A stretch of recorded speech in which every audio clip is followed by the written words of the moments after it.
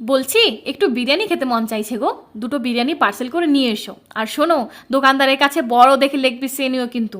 ঠিক 1 ঘন্টা পর বেল বাজে, গেট খুলতেই দেখি হাতে বেশ বড় একটা প্যাকেট ঝুলছে। ও, তুমি বিরিয়ানি এনেছো?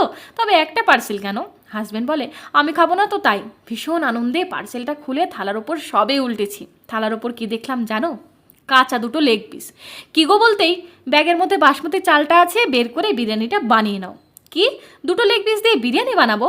কেন, দোকানে খেলে তো একটি লেগ পিস দিয়ে 1 প্লেট বিরিয়ানি বেশ খেয়ে নাও। ধুর, কথাই বলবো না। রাগ করে অনেকক্ষণ মুখ ফুলিয়ে বসেইছিলাম, হঠাৎ দেখি কিচেনে ঢুকঢাক আওয়াজ। গিয়ে দেখি উনি বিরিয়ানি বানানোর প্রস্তুতি নিচ্ছেন। যাও যাও, আমিই বানাচ্ছি বলে ফ্রাইড চিকেন বানিয়ে খেয়ে ওই পার্সেলের মধ্যে কিছুটা বাসমতি চাল, একটা কাঁচা আলু, একটা কাঁচা ডিম আর ওই দুটো লেগ পিসের হাড় দিয়ে প্যাক করে ওনাকে দিয়ে এসেছি। তারপর দুজন দুজনের দিকে রাগীভাবে তাকিয়ে লজ্জায় ভীষণ হাসি দিয়ে ভিডিওটি শেষ করছি।